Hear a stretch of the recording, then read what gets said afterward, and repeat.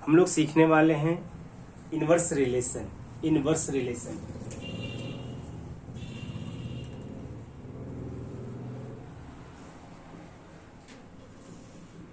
Inverse relation पहले concept समझते हैं।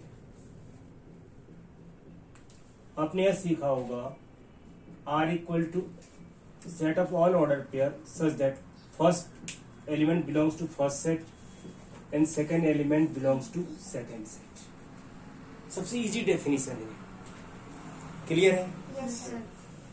First element belongs to first set, second element belongs to second set. कितना easy है? Inverse relation. R एक relation है ए से बी के लिए, फ्रॉम ए टू बी, और इनवर्स क्या होगा? यह रिवर्स हो जाएगा, B A such that B belongs to क्या होगा? ए,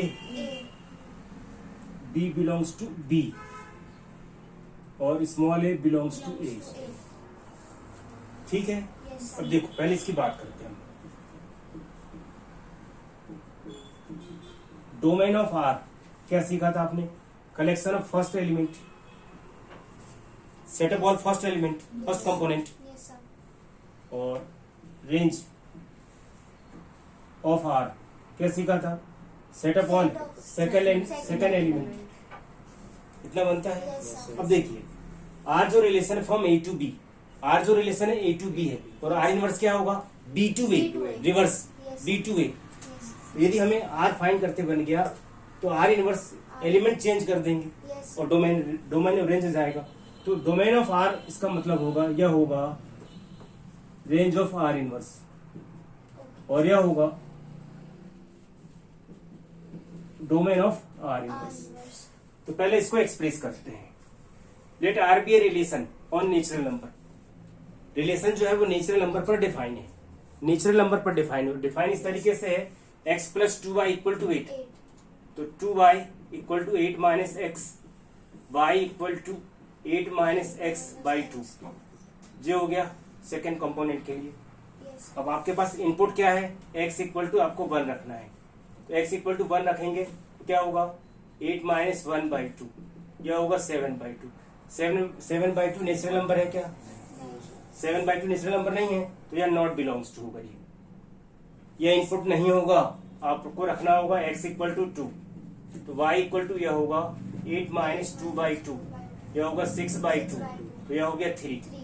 तो यह होगा 2 3 belongs to 3 belongs. n, 2 3 belongs to 2 belongs to n, 3 belongs to n, also हो जाएगा 2 3 बिलोंग्स टू रिलेशन।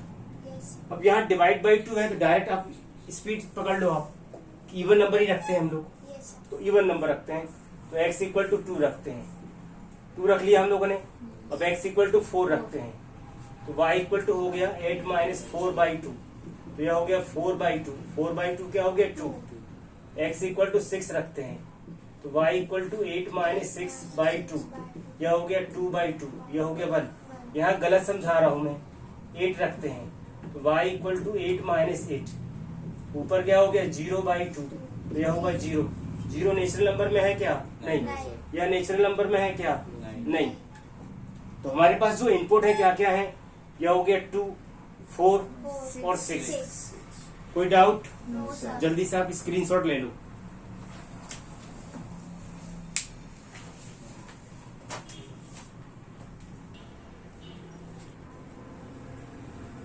देखिए जी, रिलेशन आर जो है डिफाइंड हो गया है। इफ x इक्वल टू 2 तो y equal to 3, first component 2, second component 3। Yes. 3 क्यों नहीं रखा मालूम है ना आपको? x equal to 4, x equal to 4, value of y 2, 2. और लास्ट x इक्वल टू 6 6. और y equal to 1। 1. Odd number क्यों नहीं रखा? क्योंकि ऑड नंबर रखेंगे तो आउटपुट भी हमें मिलेगा, रेशनल मिलेगा, Yes, sir. इसलिए कैंसिल कर दिया।